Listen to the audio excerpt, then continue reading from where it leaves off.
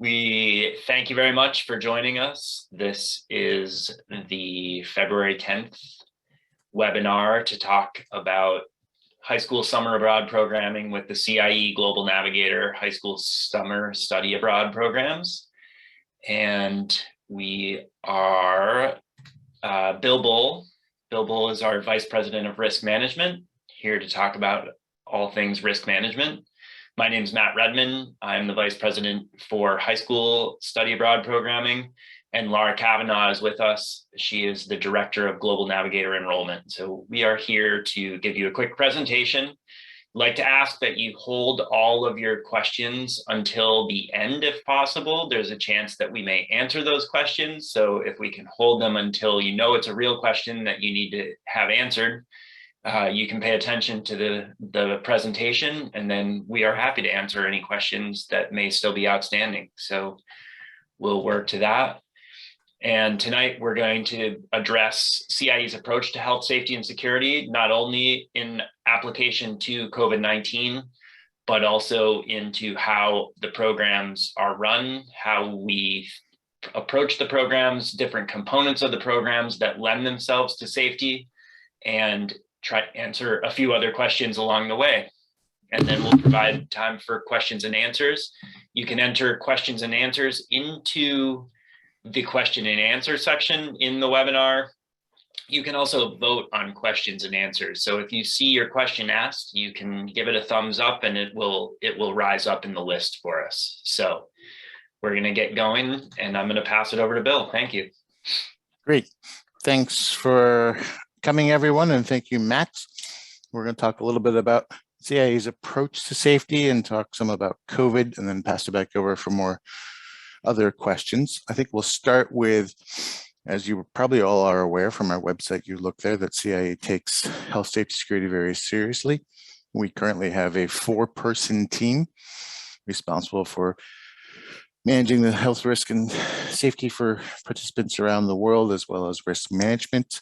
Collectively, the 4 of us have over 80 years of experience in participant safety, and good Lord, I can't count the number of countries, probably over 80 countries as well. I've been with the organization since 2013, and Beck Morgan's been with us for 20 years. So we're well experienced in this and been around the block. Want to briefly touch on, we have integrated management approach to health, safety, security. We follow the risk management standard of the International Organization of Standards, where we are forever looking at risk. We are forever assessing it and designing mitigations. Having designed a mitigation, we have been aware of the risk. We think about how we will respond, and we create response plans, and we train our staff to them of what we do when X happens or Y happens. We work hard to make sure that all incidents are reported, and then we, at the end of every semester and the end of every year, we go back and review everything that happened. We look back at our policies, we look back at our protocols, make all the adjustments for continuous improvement and refinement of what we're doing and how we're doing it. So that's kind of our approach.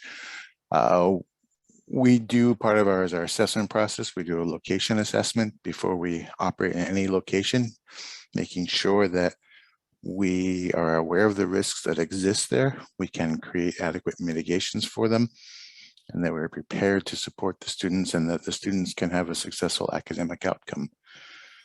Not enough, though, just to do an assessment once and twice. We constantly and continuously monitor what's happening where. We are participants in multiple different intelligence sharing groups, and we have the services of a private intelligence firm that gives us information about what's happening where, as we continue to monitor what's happening in the world and understand what's happening.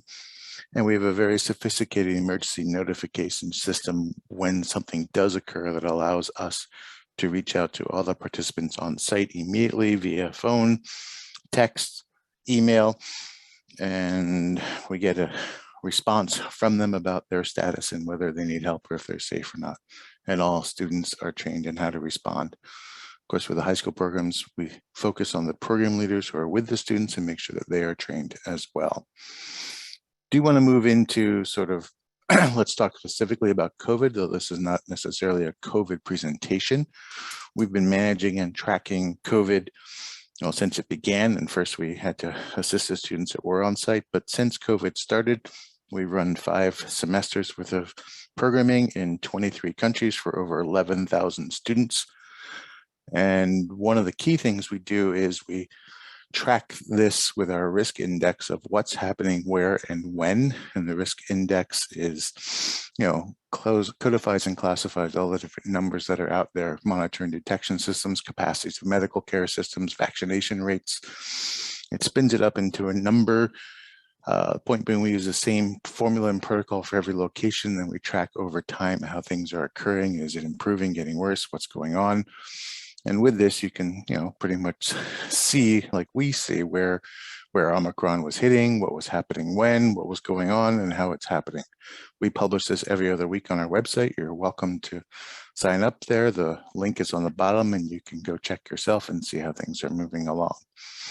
We also look at cases over the last 2 weeks, trying to make sure we understand, and we put it in context of new cases over the last 14 days per 100,000 people. This is our more recent one, just last week, of where the most COVID cases were appearing in the world. How does that compare to the US? How does it compare with each of our countries? And how concerned or not concerned should we be? We also throw it up in a little chart looking by state, because one of the things that's interesting is, each of our states have a different level of COVID as well, and understanding where that hits in relation to what's going on. Although the interesting thing about this health recency report that I'm showing you now is this is a straight up analysis, or it's just straight up number assessment of what's happening, how many cases there are. It makes no distinction about what changes have occurred with COVID, because that's one of the major things that's happened with Omicron. We've seen a phenomenal rise in cases, in the number of cases reported, but we've learned that cases are not the same as they used to be, which is interesting. We all trained ourselves to pay close attention to the number of cases and what that meant. And what we've seen around the world is, COVID's not COVID anymore. Omicron is a different beast. It's got a different level of infection and a different level of impact. The mortality rates are significantly lower with Omicron. Hospitalizations in most countries around the world are significantly lower.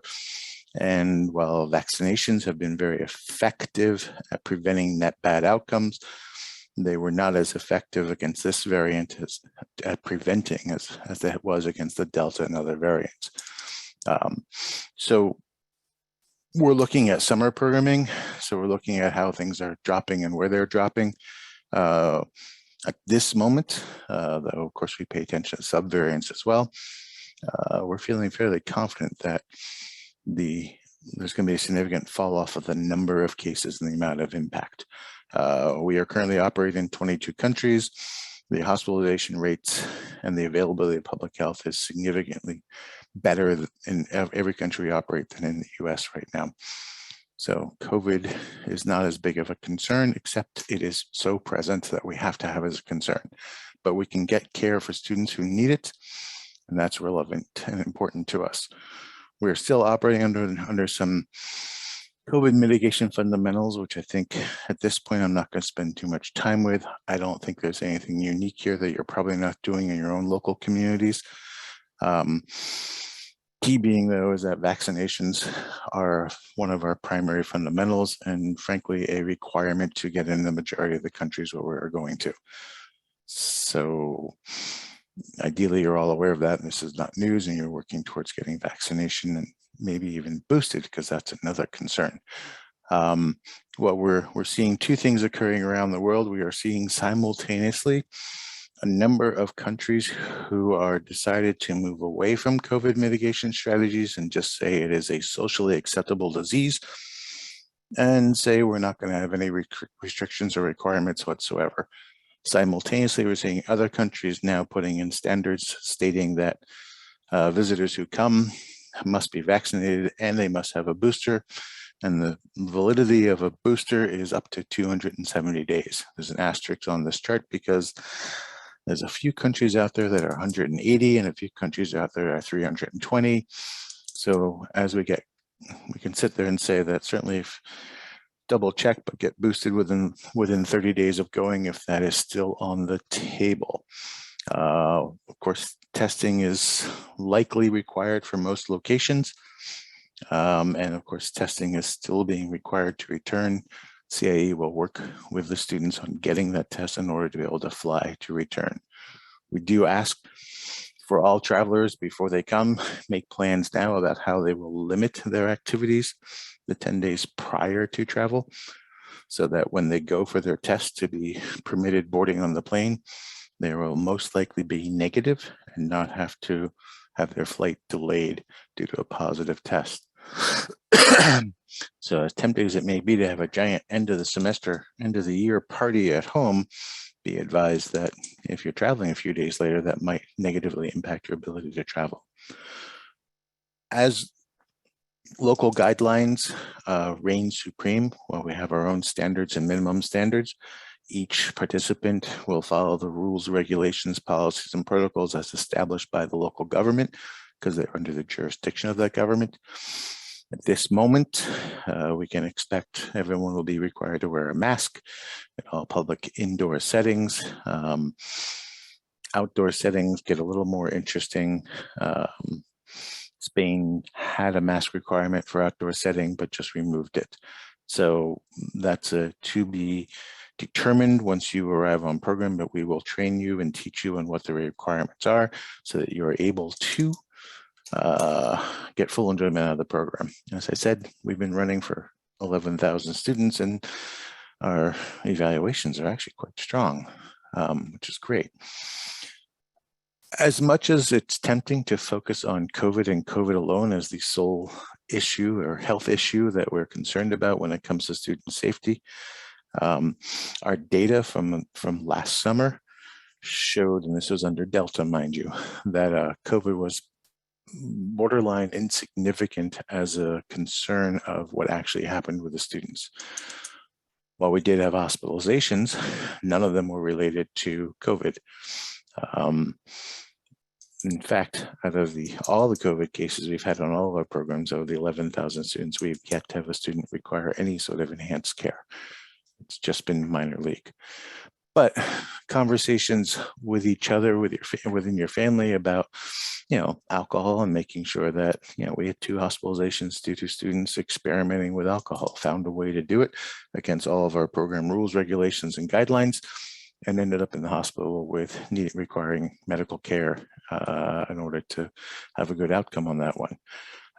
Making sure folks think a lot about how to manage stress and how to manage their emotional distress, and be prepared for missing family, and be prepared for all the stressors that come in when you travel to a new place. It's simultaneously the most exciting and exhilarating thing anyone ever does, as terrifying. And sometimes in a moment, any given moment, terrifying wins out.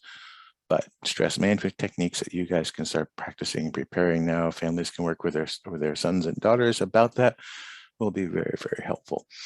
We are prepared to support any and all of these. We ask you guys to start thinking now about life that is not just COVID when it comes to the health, safety, and security of your child traveling. So that's the 30,000 foot view. I'm going to turn it over to Matt and Lara to talk more about some of the other details of safety and specifics. Thank you, Bill. That's excellent. There are a couple of quick questions on the COVID front that we had come up in the chat during Bill's presentation. One is, what happens if my son or daughter gets COVID while on program or at the end of program requiring quarantine? Great. So different protocols apply to different situations. If they're on program and they do test positive, they have the symptoms, and we ask everyone to always report your symptoms because we don't want to spread it. We will assist in getting testing done to determine if it's a cold, an allergy, or COVID. If it is COVID, quarantine will occur. Right now, most places it's a 5-day quarantine is what the standard is. Some places are still 7. Again, we get back into what are the specifics for each country, and the student will be required to quarantine during that time. We will be checking in with the student during that time period. We'll be ensuring that food is delivered online. Any activity that can be have an online component will be offered to them, and we'll make sure that they are safe and supported. And in the countries that allow for any outdoor activities, even if under quarantine for exercise periods, again, this changes, we will certainly facilitate that. Now, at the end of the program, if it occurs, there'll be no additional fee or charge or anything related to supporting your child during COVID, if they're COVID and in quarantine. If it happens, because of course you have to get tested to fly to the US, and if your test comes back positive the day before you fly, well, of course, then you have to go into quarantine and your flight has to be changed.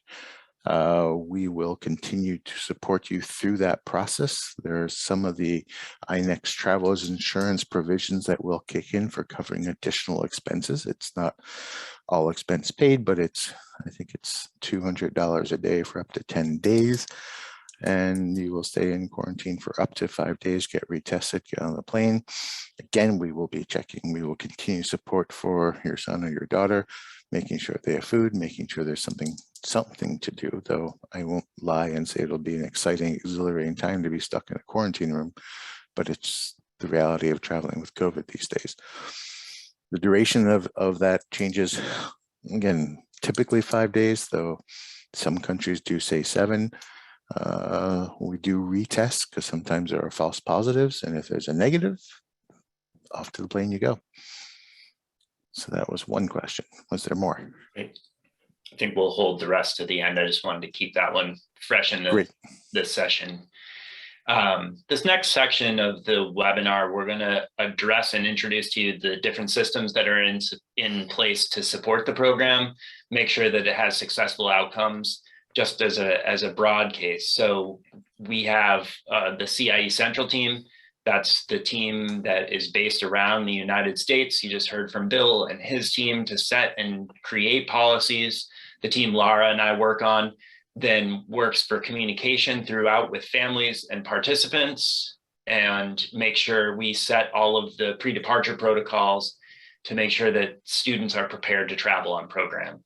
On location, there is a complete structure in place with CIE offices. The CIE centers are staffed with directors, program managers, program coordinators, as well as people who travel with the participants who are program leaders, who are like the chaperones and super eyes and ears and everything on the program. So we've got broad networks on top of the housing and the homestays that support the students while they're in program.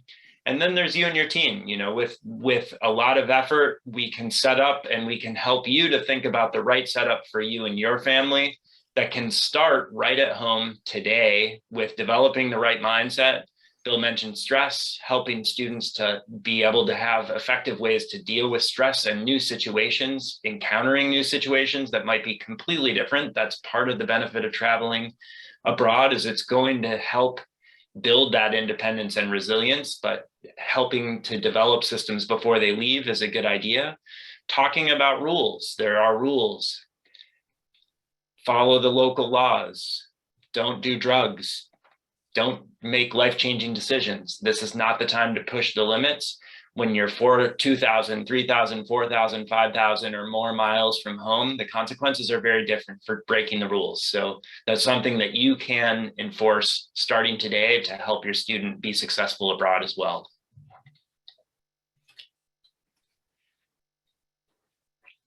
The process that CIE follows is a very thorough one. We start with an online course to introduce students to different concepts, different topics, how the program will be set up, what they need to expect, both academically as well as culturally, to be successful on program.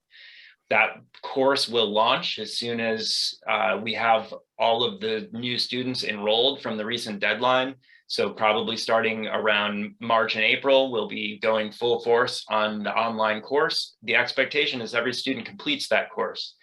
Leading up to departure, within the first few weeks, the 3 weeks or so prior to departure, there's a virtual online orientation that's led by on-site staff. You'll get introduced to them. They will lead, they'll tell you important things and get you ready.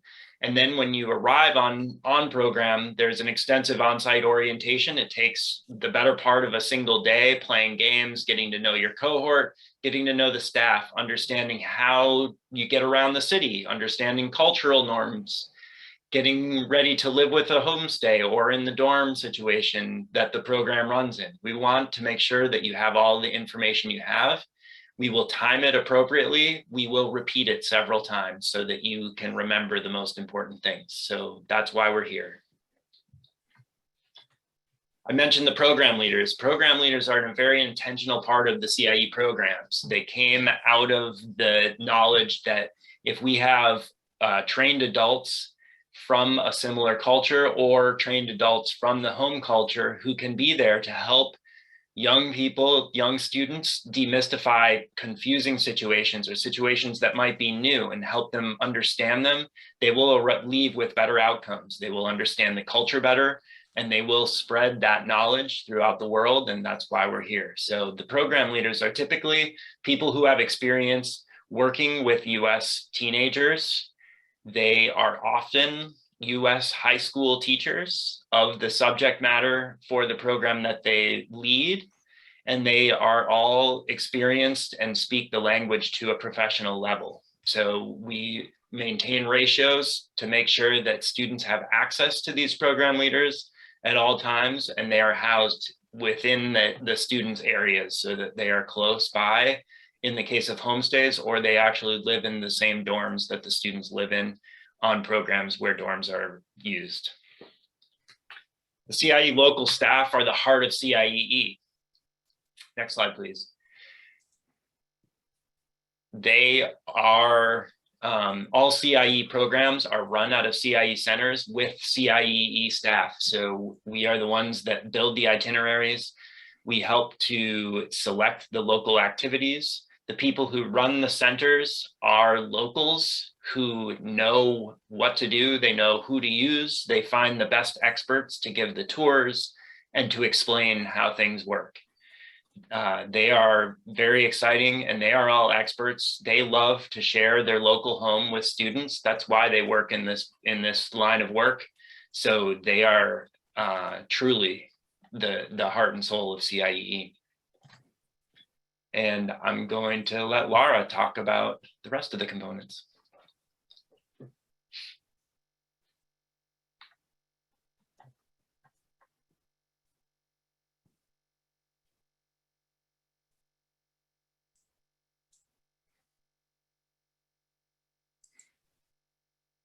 Thank you. Sorry about that. I couldn't unmute myself. Thanks, Matt. So let's talk a little bit about homestays. So our host families, so those of you who are going on language and culture programs or some of our other themed programs have homestays. Other programs have dorms, so we'll talk about that on the next slide. So our homestays come in all shapes and forms. We want our homestays to be as diverse as our students. We vet all of our host families and we visit them. We do home tours, visit their homes and check out to make sure it's a safe place and that they're trained well. We do orientations for host families so that they're really prepared to support American high school students. They're required to confirm that they are vaccinated for COVID-19. And they all want to learn and have an intercultural experience just like you. So they are welcoming, they're ready to receive you, and they're interested in learning about you and your culture as much as they want to share their own culture with you. They do really want you to be part of their family, to integrate, to spend time with them, to eat meals together. So the more you put into it and the more you devote your time and your attention to your host family, the better your relationship will be. Host families do receive a small stipend to cover the cost of meals for your teen, but really they're doing it mostly for the intercultural exchange experience. And students will be placed in single rooms. Two CIE students could be placed in the same home, but you would have your own room. And then for those of you going on a themed based program or to Italy, you will be living in a dorm. So we choose dorms or large hotels, places that we think are safe. We go over a standard checklist to make sure that they meet our safety qualifications. And then we try to block off a floor or a section of rooms for our CIE students. The program leaders that Matt talked about live with the students in the dorms. Program leaders would have a single room. Students would likely share a room with 2, 3, or potentially 4 students, depending on the size of the dorm or hostel. And then we try to group students by gender in the rooms. And then flights. So I know many of you will probably have questions about flights. So the option is that you can book your own flight independently or fly over with your parents if you're doing a vacation with them. However, CIE does offer chaperoned flights. They're group flights with other CIE students and a CIE chaperone, which is usually a program leader or a CIE staff member. These are group flights for the international portion of your trip. So you would fly from your home city to a gateway airport like JFK or LAX or Houston or Chicago and meet up with a CIE staff member and your peers, your group, and all of you would fly over together to the international destination. We strongly recommend that international flights should be direct to the destination country and not have a layover in a third country. This is based on past experience with traveling during COVID, and COVID entry requirements to that layover country can prevent you from getting to your ultimate destination efficiently. Because you would have to meet the entry requirements for the layover country. So we strongly recommend flights are booked direct to the destination country. All students groups should land within the same arrival window.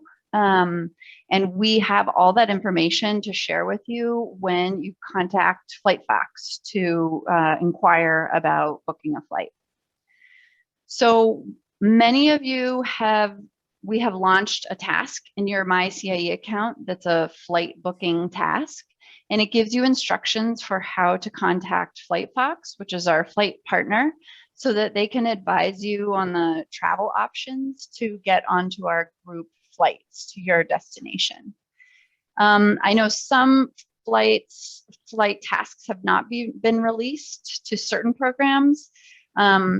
And others have been released. So I know we've released Spain and Italy and France, but then other countries like Japan, South Korea, and other countries we have not released yet. And that is on purpose. So we want you to wait to book your flight until we release your flight booking task in your MyCIE account. In that task, you'll also have instructions, or in the reading in your MyCIE account, there's a very detailed flight reading that's multiple pages long that goes through every scenario and likely would answer almost all of your questions about how to travel this summer with CIE and during COVID. So I strongly advise that you check your MyCIE account and review that reading. If you don't have a flight task launched right now in your account, please be patient and wait, and we will launch the next batch of flight tasks in early March. And that is when you'll have the green light to go ahead and book your flight.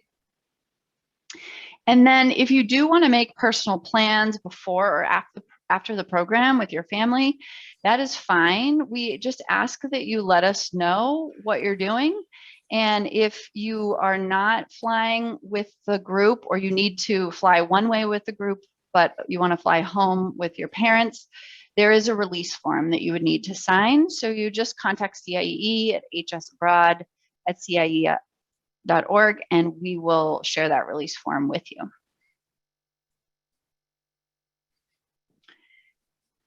So transitioning into just talking a little bit more about what we want and what we expect of students on program. So as Matt and Bill mentioned, this is a life-changing experience. We're so proud of all of you for choosing to do this.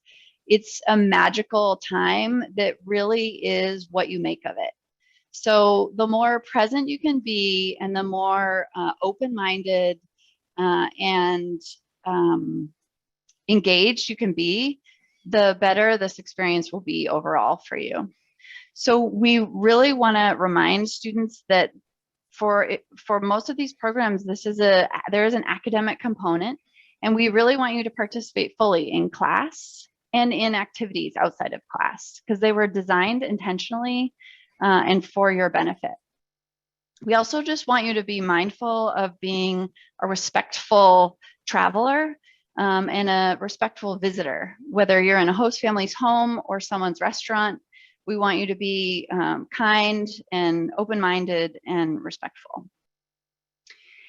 And then Matt touched a little bit on following the rules, and I know it's not maybe the most exciting thing to talk about, especially, when it's not the most exciting thing to talk about, but it is important, because we don't want you to miss out on this experience because of making a bad decision or making a judgment call that violates the rules. So we want you to really represent yourself, represent your community, your family, and be, a respectful member of the community that you're in.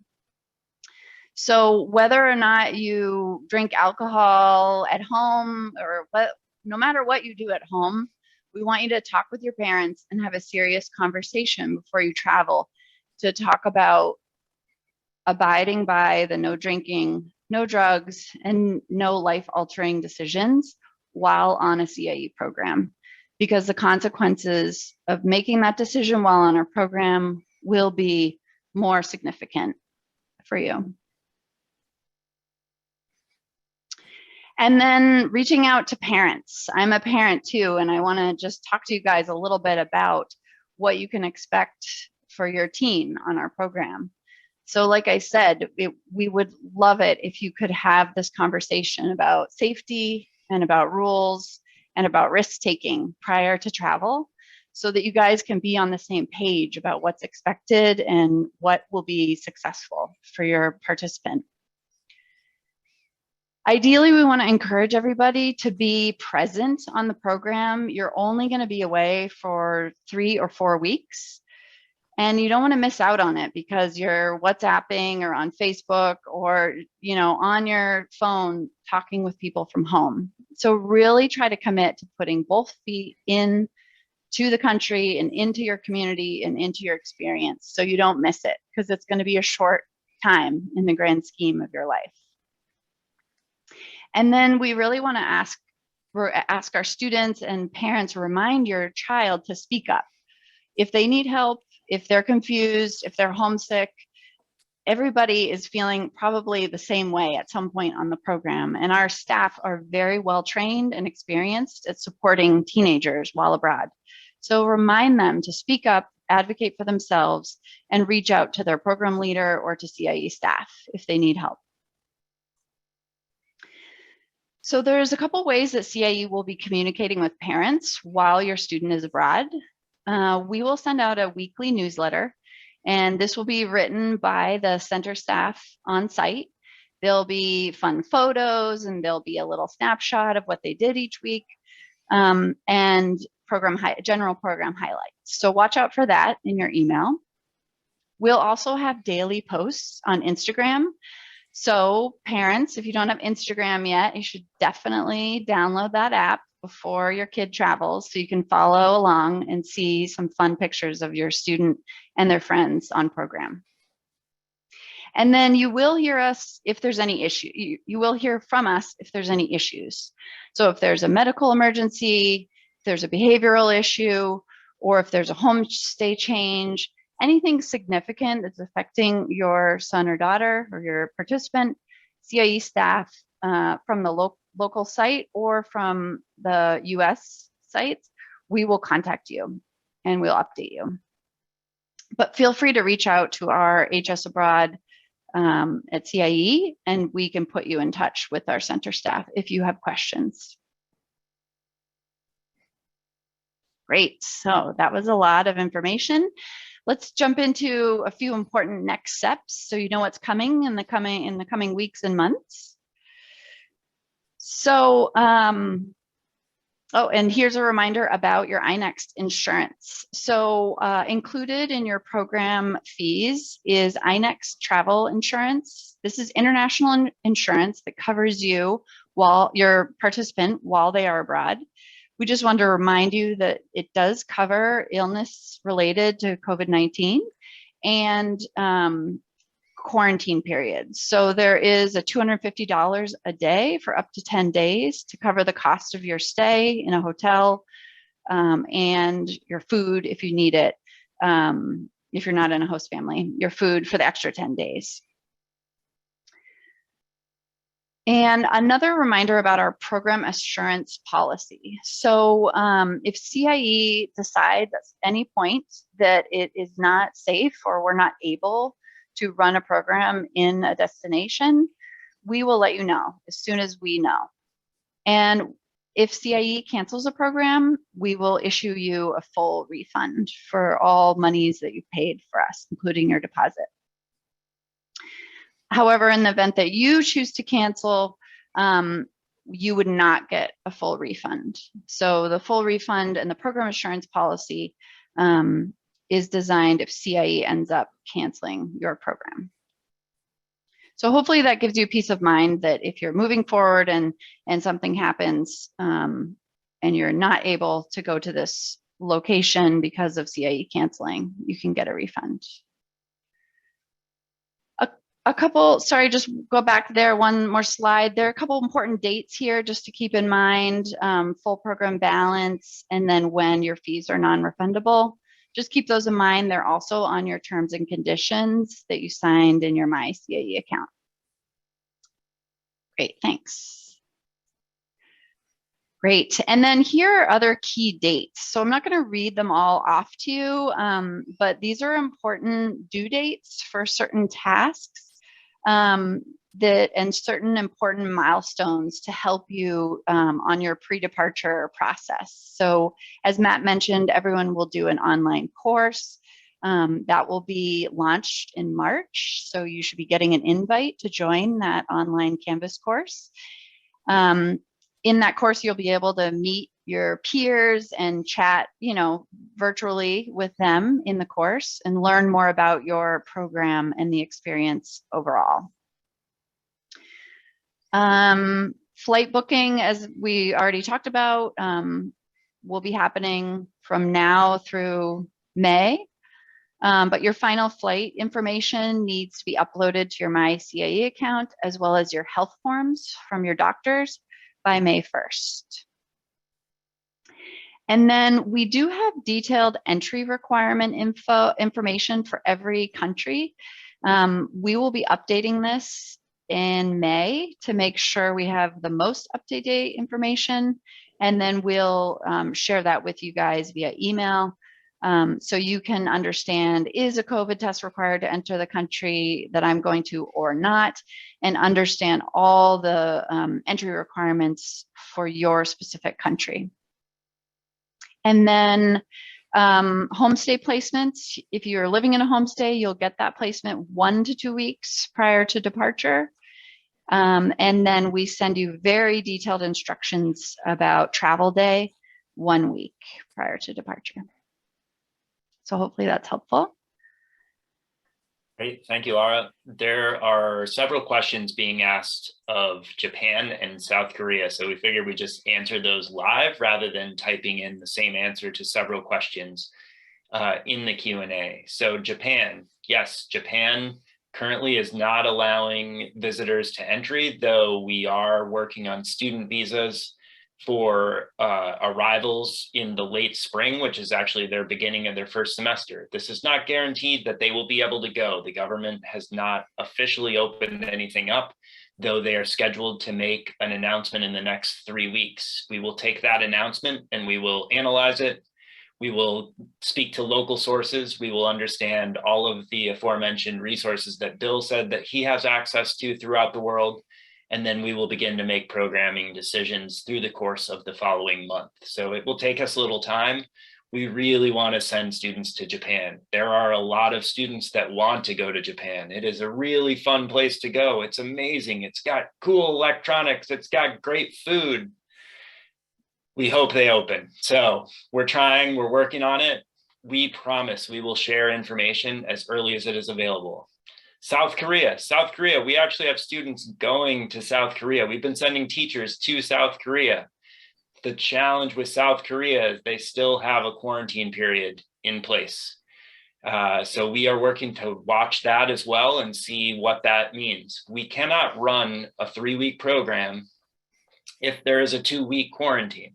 We realize that that does not work. So that's where the program assurance advantage will come into play. We will have to make hard decisions coming up.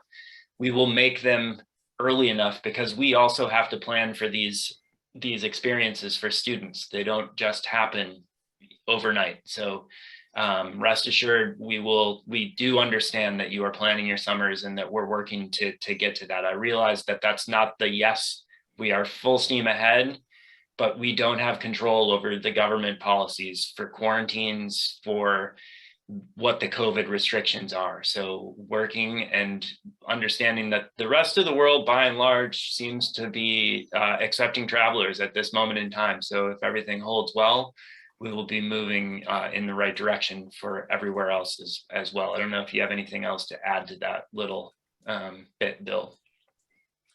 No, you nailed it. I mean, we are at the mercy of government policies and restrictions, and as they're constantly in flux, as they change, we change with them. We'll let you guys know as soon as we know. And one more detail, we don't have control over airlines, and so the fees and change fees that may incur from changes in trips, they're out of our control. So we cannot be responsible for those. It's why we recommend you work with FlightFox directly and ask these questions when you're booking tickets, because they are experts. They actually guided almost 1,200 students who had booked flights at the onset of the pandemic to successfully get, by and large, over 90% of the students got refunds on their tickets or future credits. So it was a very successful outcome. They are very good at what they do. Their partnership is very valued for us. So we think that you'll find very good service out of that group.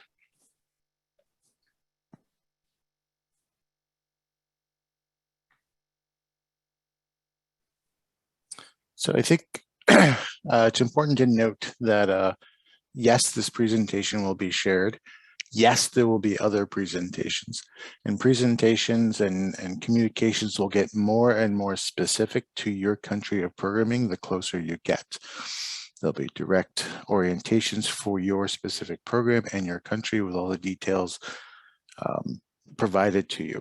This session was designed to sort of give a global overview of how things are going, what things are up to, as opposed to getting down into the nitty-gritty of what's the street name of my host family. I'm exaggerating, I tend to do that sometimes. But if, as you need more and more information, that will be made available, please check out our website. There's a lot of information on there about how things have been working. As things change, we also change our website and update it. But I wanted to lay that out there for folks, of knowing that more and greater information is heading your way. Are there other questions? I wasn't able to track questions while pushing buttons. I wasn't able to push a question about well. Visiting a relative as well on program. Can the student visit? Will the relatives be able family? to travel and be close to where the minors will be staying? Lara, do you want to take that one? Or you want me to? She's still muted. Now she's unmuted. Thank you. So the question was, can we visit families during the program, Pierre, or after the program? Not specified. Okay. But you So should after the program, I think I already covered, if you want to go visit with friends or family after the program ends, yes, you can. You just need to sign a release form, and your parents need to sign that release form, and you can go. During the program, we discourage family visits or friend visits because our program is short, it's intense, and it's very busy. Your schedule will be full. You'll be having so much fun with your new friends, and your group, that you honestly won't want to miss anything that we're doing. It's packed from morning till night with excursions, activities, class. And then there is some downtime with your host family or with your peers in the dorm afterwards. But there's not a lot of time for visits. If there's something that you would like to request an exception and have a visit, you would need to contact CIE first so that we could talk to you about it and then give you approval. There's a lot of questions I'm noticing about is my program running? Is this country open? Is that country open? So I guess I would say right now, the programs that we're offering, if you haven't heard from us that your program is canceled, then we sincerely hope we can run your program. We will be in touch with you if we have decided that we can't get into a country or it's not going to work to run a program. But for right now, all the programs that we're offering, we're scheduling to run, fingers crossed, with Japan and South Korea. But if you can't go to one of those countries, Japan or South Korea, because we can't get in, you will certainly be offered to transfer to a different program. So you can still travel with us this summer in a different location. And then I'm seeing a lot of questions about, is my program in a dorm or is it in a host family? All language and culture programs live with host families, except in Italy. And then all the other programs that are not language and culture specific, most live in dorms, but there are a few in Spain specifically that live with host families. So it really depends on the program you're going on. I would check the website because it should say there on the website what your housing is.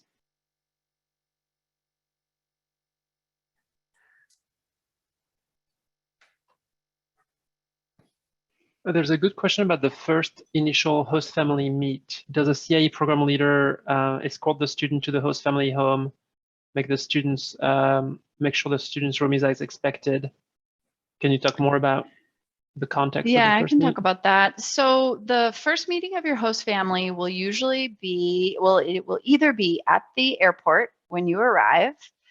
CIE staff will be there to welcome you, and potentially your host family will be there to pick you up and bring you home. And then you'll join CIE staff for an orientation either later that day or the next day. And then other people will go to the CIE center, and then their host family will pick them up at that destination. So no, we don't escort every kid to their house with a CIE staff member. Host families generally pick students up.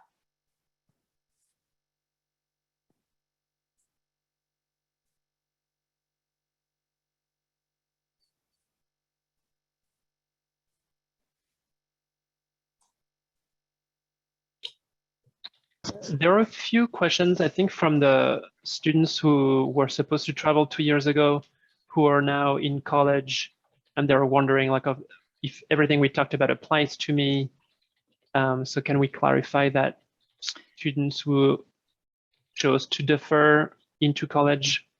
Yeah, if you chose to defer and you're now in college, you should really email us directly to talk about your specific options for a college program.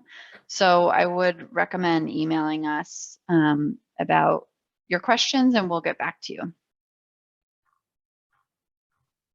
Someone wants to see the COVID chart again. A Which Bill Bull one? fan. There were a couple good There were a charts, Bill. couple. I'm gonna hope you mean the HRI, the trend one, the health risk index. But again, you can go online right now and see that. You can even just Google CIEE HRI and it will pop right up as #1. It's used around the country. Many universities use this as part of their risk management decision taking. We've been doing it now for 2 years in April. So hopefully this is the chart you were asking for. But you'll probably better off looking on your own computer and drilling down deep. And there's deeper explanations of how we derive these formulas and numbers and all those sorts of things on the website.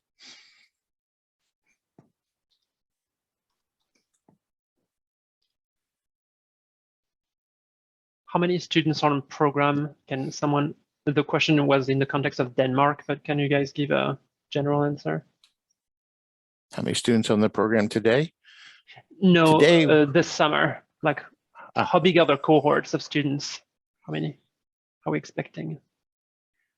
They range. It depends on the program that you're on. Some programs could be smaller, 10 or 20 students, and other programs could be quite large, 50, 60 students. And Japan is very large with quite a large cohort. So when we have cohorts of over 100 kids going in one location, we break the group up into smaller little pods, and you will still have like a small cohort feel, and you will all do the same activities. You might just rotate because we don't want to carry 100, 200 kids around to visit one museum at a time. That would never work. So we would break you up into smaller pods with your program leaders as your guide, and you would carry out the program in that cohort.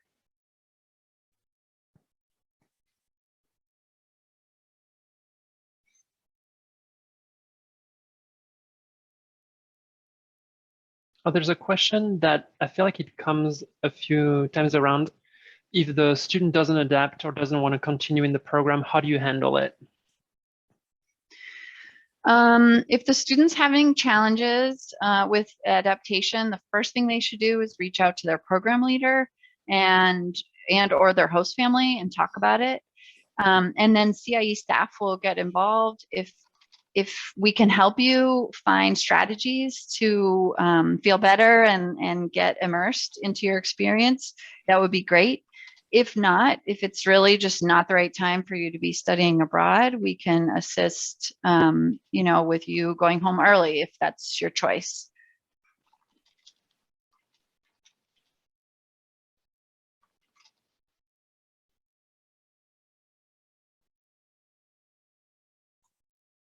There's a question about quarantine. So the quarantine, if there are quarantines in place, we will work to distribute specific information about the quarantine if we are operating a program where quarantine still is in place. If the length of quarantine is detrimental to the program quality and the duration the student would get to spend on program, we will have to cancel the program. So that is something that is very clear. There may be, Japan is going to be we don't know exactly, and we don't have enough information to give exact information about Japan at this moment. So we'll be waiting until next month when we get an announcement.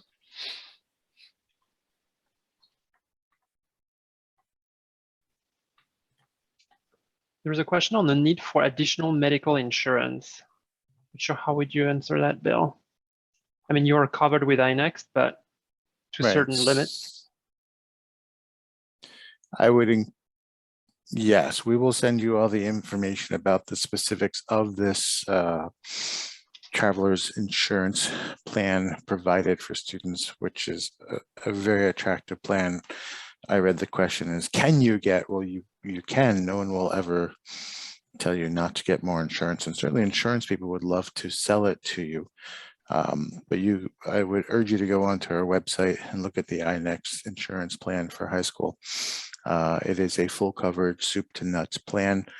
The goal there is it's supposed to be helpful and not be a problem and make it go. We want health issues not to be a concern. But there's always enhanced products out there that if your specific needs necessitate that. There are always limitations in any healthcare plan too. So you'll want to take a look at the insurance that we're offering and make sure it suits your needs.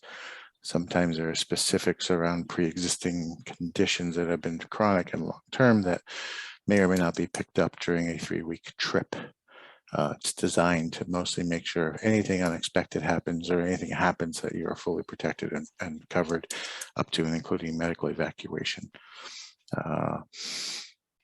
Managing, if you're on chronic condition and need to bring medications, the expectations you will bring your medications for the entirety of your stay, rather than have to figure out how to adapt to a medication that may or may not be available in that country.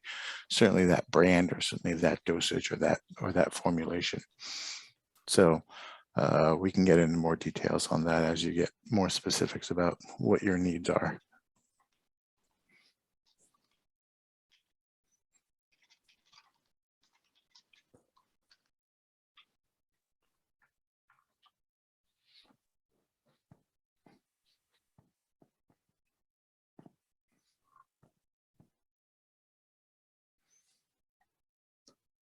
So Matt or Laura Pierre, do you want to talk about what happens next? What we will share out with everyone and how we will answer all the remaining sort of singular questions that exist?